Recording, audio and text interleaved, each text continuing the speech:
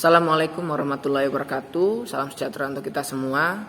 Pada kesempatan kali ini saya akan menunjukkan bagaimana cara melihat hasil PPDB tahun 2022 khususnya untuk tingkat SMA dan SMK di Provinsi Jawa Tengah. Baik, yang pertama terlebih dahulu kita siapkan HP ataupun komputer yang sudah terkoneksi dengan internet, baik itu menggunakan WiFi maupun kuota.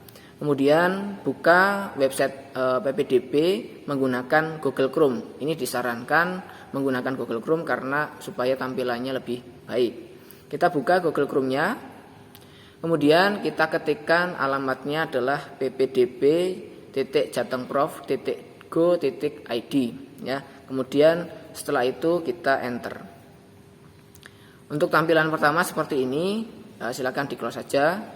Kemudian adik-adik untuk melihat hasil seleksi terlebih dahulu adik-adik pastikan sudah mendaftar tentunya.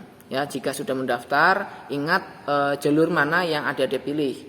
Nah, untuk SMK itu ada 3 jalur. Yang pertama jalur afirmasi, kemudian ada prestasi, dan yang ketiga adalah domisili terdekat. Untuk melihat hasil, silakan adik-adik pilih sesuai dengan jalur yang adik pilih. Contoh, jalur yang pertama adalah afirmasi. Adik-adik memilih jalur afirmasi, maka klik jalur yang afirmasi. Kemudian akan muncul seperti ini, adik-adik. Kemudian adik-adik lihat pada bagian ini, itu ada tulisan memantau hasil seleksi secara online. Silakan adik-adik pilih hasilnya atau pilih menu itu. Kemudian adik-adik diminta untuk memilih sekolah tujuan adik-adik. Contohnya adalah SMKN 1 Jambu. Kemudian kita pilih atau kita cari. Ketika sudah ada muncul seperti ini, klik sekolahnya. Kemudian adik-adik di sini itu ada menu untuk memilih program keahlian. Silakan pilih sesuai dengan pilihan adik-adik. Semisal di sini adalah teknik mesin. Di sini akan muncul nama-nama yang telah mendaftar di program keahlian teknik mesin. Ada nomor urutnya. Nomor urut ini sesuai dengan nilai tertinggi. Nah, ketika kita scroll, kemudian kita cari namanya, apakah nama kalian atau adik-adik semuanya itu masuk dalam kuota atau tidak. Nah, di sini juga ada keterangannya. Ada terdapat 11 siswa dari 17 daya tampung. Artinya sudah ada 11 siswa yang mendaftar di sini dari 17 kuota yang tersedia. Artinya masih ada 6 kuota yang belum terpenuhi. Nah, silakan adik-adik bisa memantau terus apakah kuotanya masih ada atau tidak dan nama adik-adik masih ada atau tidak di daftar ini. Nah, jika sudah atau apabila adik-adik memilih jalurnya bukan afirmasi, silakan kembali ke halaman utama. Di sini ada tulisan Provinsi Jawa Tengah, diklik saja. Kemudian adik-adik pilih jalur yang adik-adik pilih pada saat mendaftar, misalkan prestasi, klik saja. Kemudian di sini ada tombol untuk memantau hasil seleksi, silakan diklik. Kemudian pilih sekolahnya. Kemudian kita cari, ketika sudah ketemu klik sekolahnya. Di sini silakan adik-adik pilih program keahlian yang adik-adik pilih. Kemudian cari nama adik-adik sampai dengan urutan yang paling bawah apakah masuk atau tidak. Nah, adik-adik bisa memantau juga di sini sudah berapa siswa yang sudah mendaftar di program keahlian teknik mesin khususnya di jalur prestasi.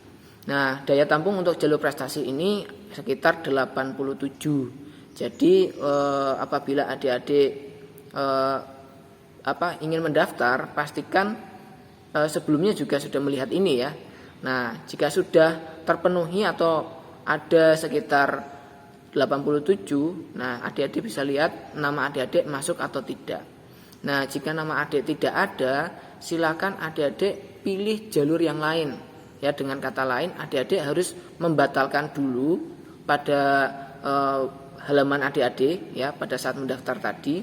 Silakan klik batalkan pendaftaran. Setelah itu adik-adik pilih jalur yang lain. Kalau di prestasi tidak masuk, pilih jalur misalkan domisili terdekat. Nah, ketika akan mendaftar harus membatalkan, ya. Kalau tidak membatalkan maka tidak bisa mendaftar. Nah, untuk memantaunya sama, jika adik-adik memilih jalur domisili terdekat, adik-adik pilih menu di domisili terdekat ini. Kemudian selanjutnya adik-adik pantau hasil seleksi. Pilih sekolahnya, jangan lupa. Kemudian cari, ketika sudah ketemu klik sekolahnya. Nah, untuk jalur domisili terdekat ini untuk sistem seleksinya adalah sesuai dengan radiusnya, ya. Nah, radius ini tidak ada batasannya. Artinya seperti apa? Ketika pada radius 1 km banyak yang mendaftar atau kuotanya sudah terpenuhi, maka untuk radius 2 km, 3 km itu tidak bisa mendaftar, ya. Nah, jika pada radius 1 km itu belum terpenuhi kuotanya, maka akan melebar radiusnya menjadi 2 km.